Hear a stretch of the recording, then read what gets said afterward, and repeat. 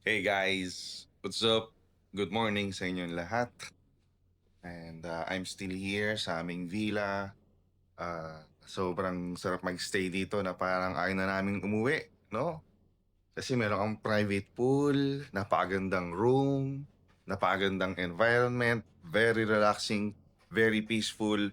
That's why for me, this is a very perfect spot to do my trading. And maraming nagtatanong sa akin na sa trading daw ba para kumita ng mas maganda, kailangan daw ba ng mga laptop, tablet, or magagandang setup ng mga PC, matitinding laptop, or malulupit na cellphone? Kasi yun din siyempre yung nakikita nila or nakikita ninyo sa akin. Like, ganda ng laptop ko, ganda ng cellphone ko, di ba? So, the thing is, tell you honestly, kahit na sobrang lupit ng laptop mo, kahit sobrang lupit ng cellphone mo, it doesn't guarantee success sa trading. That's the reality. Okay, now, Nico, hindi naman pala i-guarantee yan yung magandang resulta ng trading mo. Pero bakit bumibili ka pa niyan? Ano ba yan? Nag-flex ka lang, nagyayabang ka lang, nagmamalaki ka lang, ng marami kang pera? Well, guys, oo, chop lang. Well, the thing is, pero okay, pabago yun, no? Sige, pakita ko muna sa inyo, no? Kung gaano ba kaganda yung... Sige, ipagmayabang na natin kasi siyempre, pinaghirapan natin to, di ba? I-flex na natin. Sige, kung yun ang tingin nyo, flexing, i-flex na natin. Todo na natin, di ba? Oh, look at this laptop. Laptop. I bought this kasi dalawang screen. Pwedeng isa, pwedeng dalawa. Kasi tignan mo to, ito yung keyboard. Pero, kinakabit ko yan dito. Oh, yan talaga siya. At magiging one screen siya. 'Di ba? Ang malupit niyan, touchscreen yung laptop na 'yan, oh. Oh, oh, oh. Tapos kung gusto ko ng double screen or dual screen, tatanggalin ko lang 'yan and then boom, dalawa na. Oh, touchscreen din 'to. 'Di ba? Oh, ito yung keyboard. Oh, 'di ba? Oh, tingnan mo ha. Oh. Oh, oh, oh, oh, oh. Ang lupit, 'di ba? So, kung gusto ko ng mag-trading dito yung trading view, tas dito yung Facebook, may Messenger or nanonood ako ng YouTube, 'di ba? O ngayon unang-una sa lahat, ito yung aking official na Facebook page ha. Oh, malalaman mo naman na legit yan eh, 'di ba? Yung number one, tignan mo yung mga engagement. Maraming mga engagement sa mga post. Organic na mga na engagement sa mga post. So as of the making of this video, nasa 17K followers tayo. Ito naman yung aking YouTube channel, The Lifestyle Trader. Okay?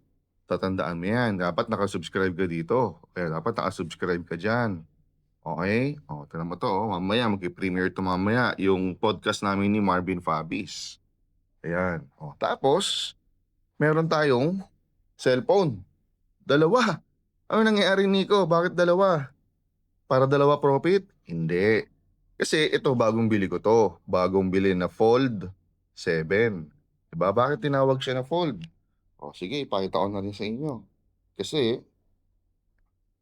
boom! Tignan mo naman yan, napo-fold. Diba? O, napo-fold. Kung gusto ko, na isang screen lang, ito. O, diba? Ang lupit. Ang lupit. O, diba?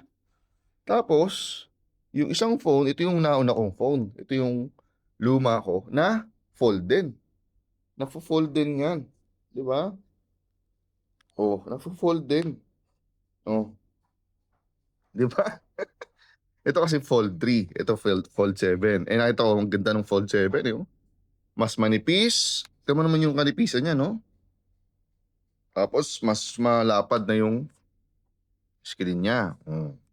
Di ba? O, tapos, minsan, nagbabasa-basa tayo. O, meron tayo dito magandang libro. Traded by Way to Freedom. Ganda, ganda ng libro na to.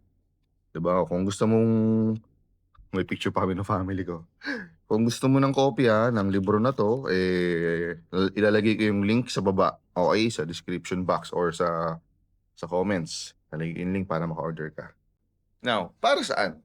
Para saan pa na alam mo 'yun, bumibili tayo ng mga magagandang mga gadget, magandang laptop, magandang phone for our trading, hindi naman siya sure na magiging profitable ka. For me, this is an investment, okey? Yes, it doesn't guarantee success or it doesn't guarantee profit, but it will improve your trading. Dadagdag siya sa probability because number one, 'di ba, kung meron kang laptop, better screen. Mas malaki yung screen mo, lalo na kung dalawa yung screen mo. Ang lupit. Cellphone naman, kung fold, of course, mas malaki yung screen. Mas malaki ang screen pagka binuksan mo 'to versus kung ito lang, 'di ba? Mas malaki yung screen, mas makapag-analyze ka ng mas maayos. At the same time, 'pag meron kang bagong gamit, imagine mo, 'pag yung time na meron kang bagong damit, tapos sinuot mo, 'di ba, number one, masaya ka, pangalawa, confident ka. You feel good. Gano'n din sa ganito, gano'n din sa mga gadget. 'Pag meron akong bagong laptop, ganda ng screen, dual screen pa, I feel good. So 'pag nag-analyze ako ng chart, I feel good. Na-attract ko ngayon yung positive vibes or mas klaro ako mag-isip.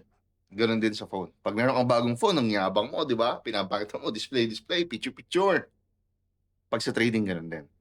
I feel good, ganda ng phone ko, I feel good. Clear your mind ko, optimistic ako mag-isip, maayos ako mag-isip. Ganda. So, yun yung mga rason 'no. And another thing is, hindi naman ako bibili ng ganito ng utang. No, hindi ako maglo-loan, number one, hindi ako gagamit ng credit card just to not ng gagamit akong credit card to pay it ng straight payment, okey? Ta's babayaran ko na sa credit card. Pero yung babayaran ko siya ng credit card tapos ano ko siya, parang imo-monthly, no, no. Binigyan ko na ng problema yung or iisipin yung sarili ko, 'di ba? So, yeah, hindi biro yung presyo ng mga 'to, pero siyempre galing yan sa pinaghirapan natin sa trading. Ang tawag dito ay investment para mas maging maganda yung aking performance, yung aking trading, at yung ROI nito times 10, times 20. Gano'n ang effect niya. So, as a beginner, kung ikaw na nanonood ngayon ay beginner, hindi mo kailangan ito agad-agad, no. Pero over time, 'pag dumarating yung time na medyo nararamdaman mo na yung profit mo, yeah, puwede kang mag-upgrade ng gadget paunti-unti. Huwag agad-agad, huwag basta-basta, huwag biglaan, at huwag kang kukuha ng gadget na hindi mo naman afford pa. So, be realistic of course, be realistic, okey? So, gano'n din ako sa camera. 'No, dati basta ang dami ko na ring camera na nagamit pang pang pang basta alam mo na 'yun, 'no? Yung ibang ngang camera ko hindi ko na nagagamit, gusto ko na nga ibenta, eh. So, kasi gusto ko rin mag-upgrade pa ng panibago kasi ang bilis din talaga lumabas ng mga bago, eh. But anyway, I hope na-gets mo yung thought, yung lesson, yung concept, why I keep on investing to these gadgets. So, it's for the better, para sa sarili ko, sa aking opinion. And, if you think na this kind of investment ay magwo-work din sa'yo, then go try it. Go do it for yourself. Hindi para sa ibang tao. Hindi para sa mga gusto mong pasikatan. No! I bought this for myself, for my own business. Hindi para sa mga taong inggitin ko sila. No, never. Okay. So, instead na like kung meron man sa inyo naiinggit or napapasana all, sana all siguro okay lang 'no, pero yung mainggit ka na, nagyayabang lang 'to, nagfe-flex lang 'to, magbago ka ng mindset, magbago ka ng mindset. Kung naiinggit ka, kung sasabihin mo na flexing lang 'to, pagyayabang lang 'to, ay naku, ang toxic ng gano'ng mindset, hindi ka magkakaroon nito. Kung magkaroon ka man ng ganito na para sa maling dahilan. Kasi lalabas sa gusto mo lang patunayan na kaya ko rin bumili niyan, eh. Nagfe-flex ka lang, nagyayabang ka lang. Oh, ta's bumili ka, eh, ano ngayon? Ano pakialam ko meron na ako niyan, 'di ba? So instead na mayabangan ka or hindi maganda ang pag-take mo sa makakita ng sa mga kaibigan mo, na nakakabili ng mga bagay na gusto nila, na gusto mo din na hindi mo mabili siya ngayon, be inspired, be motivated, huwag kang mainggit. Isipin mo or alamin mo kung paano sila nakakabili ng ganyan. Alamin mo yung presyo, kumputin mo, at planuhin mo kung paano mo rin mabibili yung mga bagay na gusto mo nang hindi nagsasuffer yung basic needs mo. Kopya? So, yun lang, no? I hope. Actually, ganun din sa travel. Lahat yan, same concept eh. For me, it's an investment. Yung pag-travel, pupunta kami kung saan-saan man at kahit anong oras, it's an investment for me. Yung ROI niyan, malupit ang balik. 'Di ba? At the same time, yun nga, hindi naman kami mag-travel ng ganon-ganon kung hindi naman afford, kung kulang ang budget. 'Di ba? Ayoko ng ganon, yung magta-travel ka tapos sakto yung budget, very tight yung budget. Kalokohan. I mean, for me, kung magta-travel ako, all out, all in. 'Di ba, walang budget-budget. I mean, ako lang 'yun. Siyempre may mga nagta-travel talaga na siyempre kailangan may budget. But ako, for me, ayoko na ng may iniisip na budget. Kaya kailangan yung income tuloy-tuloy.